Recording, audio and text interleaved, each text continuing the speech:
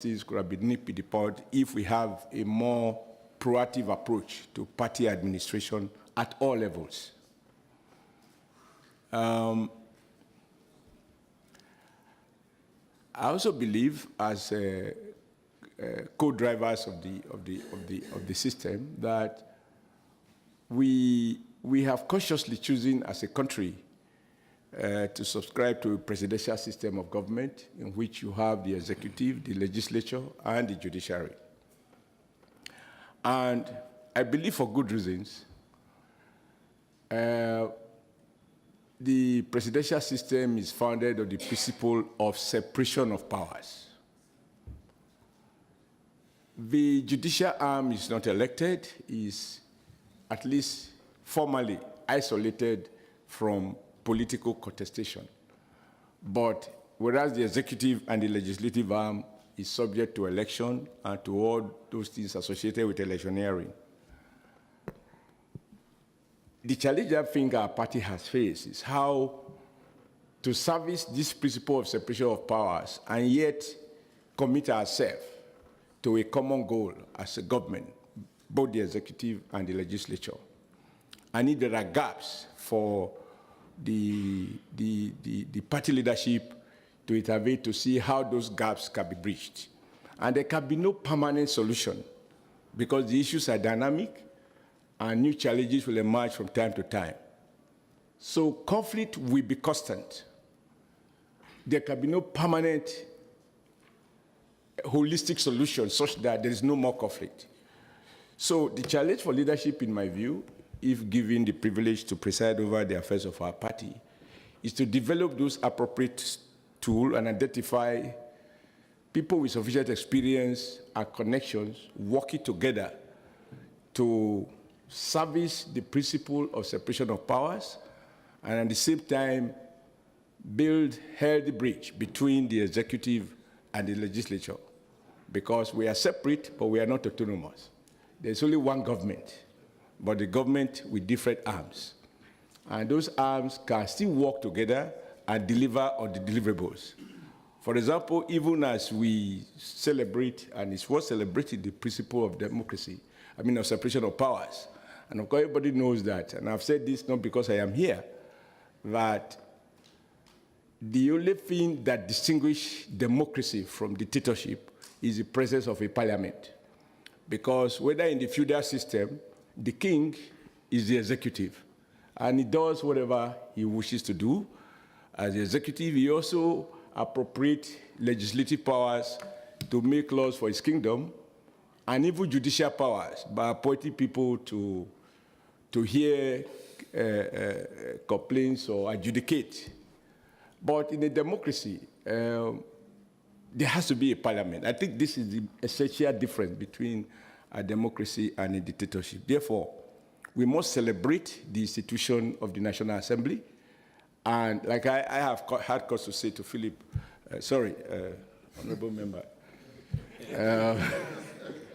when he was a comrade, I was at liberty to call him Philip, and he would be angry. But now I have to be careful, otherwise my visa to Edo can be renegotiated.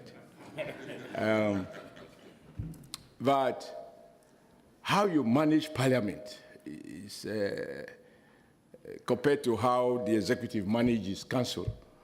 It's a huge word of difference. As governor of a state, I appoint my commissioners and advisors, and I preside over a democratic council meeting. But everybody participating in that democracy knows where the limits are.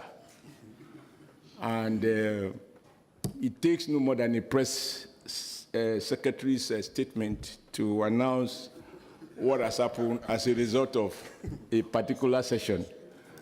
But in the parliament, everybody is elected on his own merit, and you come here as equals and choose presiding officer from amongst yourselves.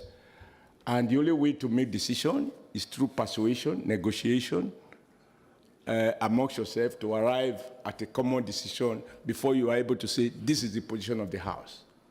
So the word I is absent. It's about we. In the executive, this is a bit different. But sir, the good news, and I think this is what I consider to be my strong point, is that my background prepares me for this kind of role. As president of the NLC, Honorable Apc was one of our vice presidents at one point in time, and president of one of the most militant unions. In his time, if a tanker hits a goat, they go on strike. If a goat hits a tanker, they will also go on strike. So I don't know how he manages that now. But just to say that even as president of the NLC, my deputy is elected on his own merit as well. So my vice presidents and every other members of the Central Working Committee of the NLC. And when we convey a meeting, those members of the National Executive Council are not my appointees.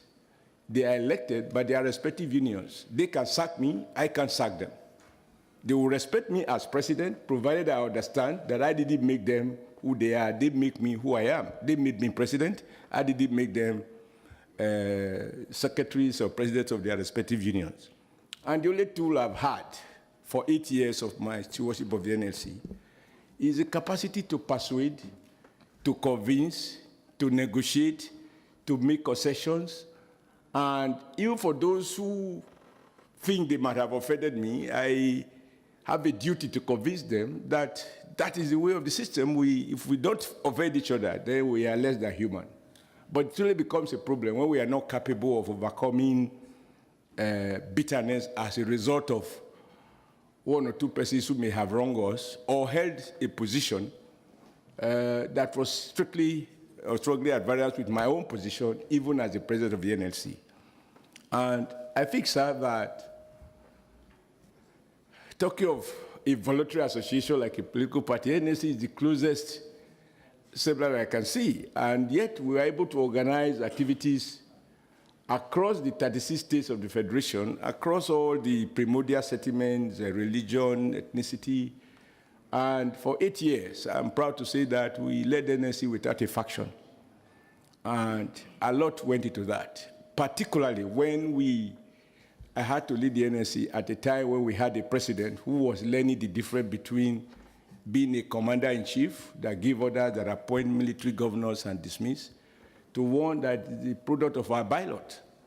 And I was pushed to a point that I had to remind him, we made him our president, he didn't make us Nigerians. And thanks to your parliament, sir, we would have been deregistered. It was a proposal by the then president to deregister the NLC. And the day that proposal collapsed, I called my colleagues that this is why we must celebrate democracy, and that our support for democracy is without any precondition. It will never be perfect, but it will always be better than the most benevolent military dictatorship.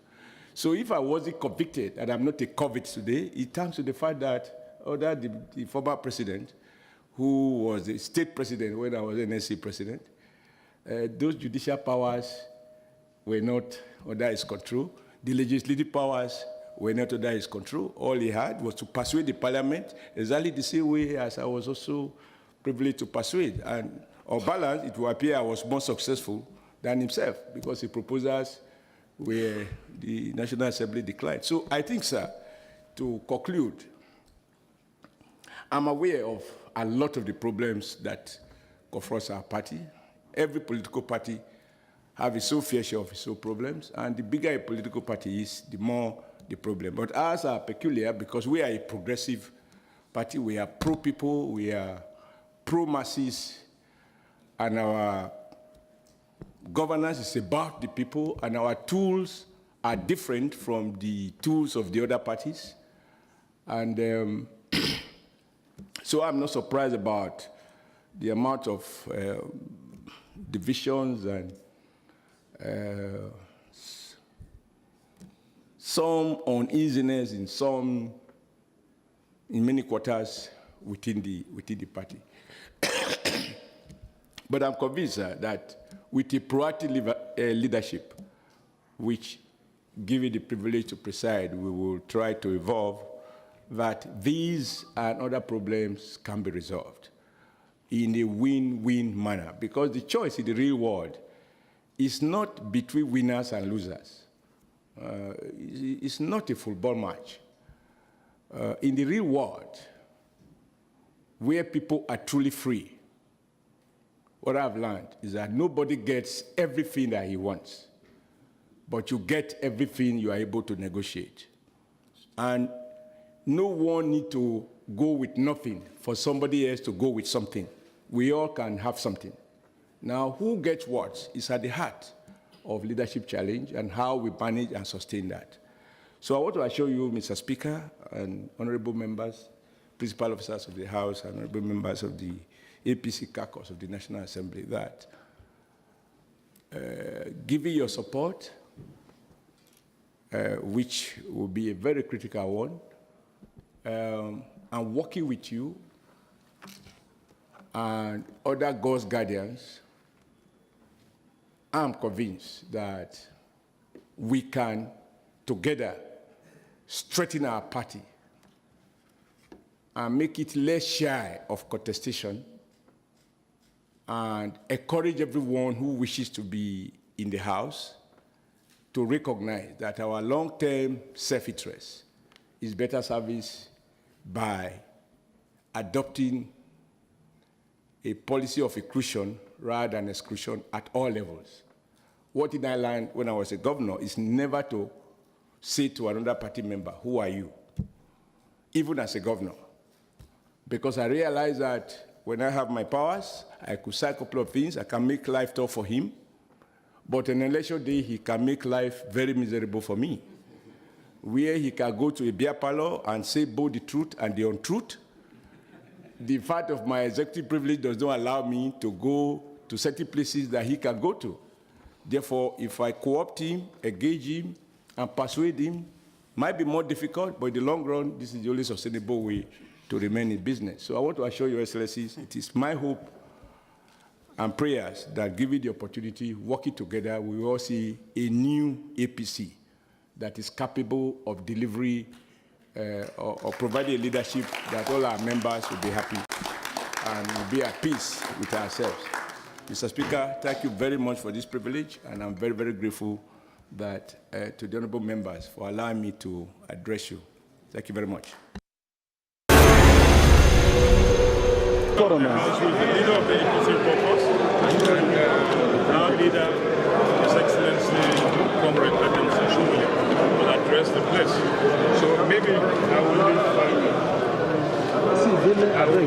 invite him to address you, and thereafter the leader will present. Just shift more like this. Then you are blocking us. There's no way we can get this. Who is this person? Don't push him. Well,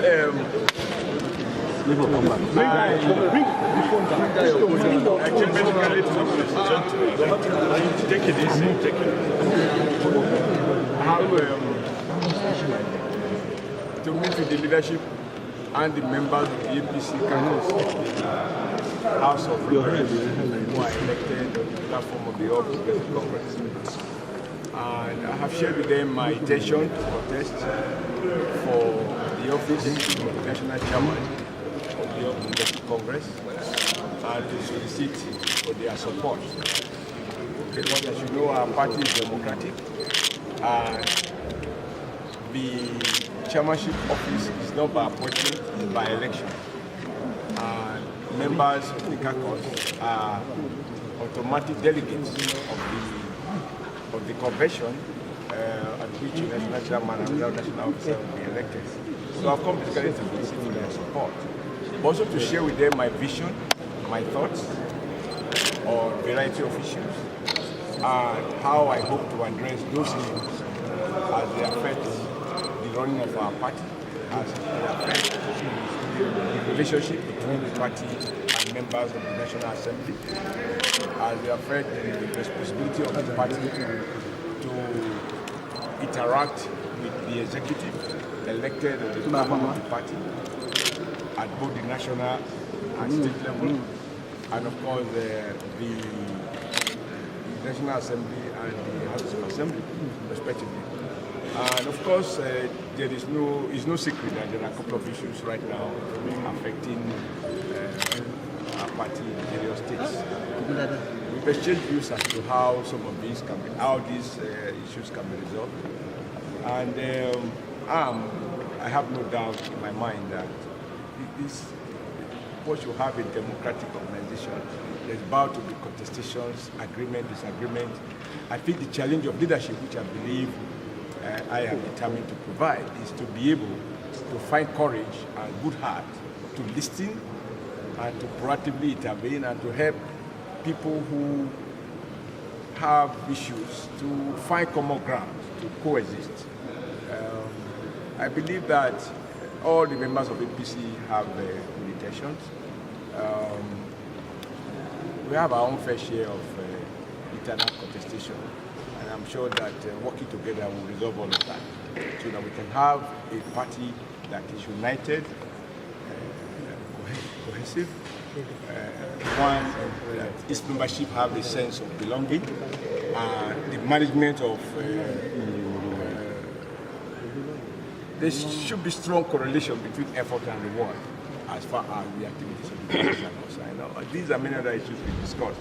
But we ended the meeting, I believe, on a very happy note. I'm very thankful to Mr. Speaker for the privilege, to the principal officers of the House for the quality time that we have spent, and I think it was time very well spent. I've learned a lot from them, and I've given my own assurances where I can as to what we do differently to ensure that our party works stronger and stronger, particularly as we march towards the 2019 general elections and beyond.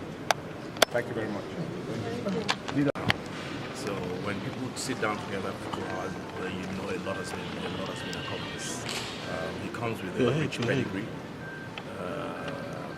in administration and governance, which we all know. And he has laid his programs, some of his programs on the table for us. We had a very close discussion, very serious, heart-to-heart discussion. And we're all on the same page. Like he said, he came to solicit for support. And the result of that solicitation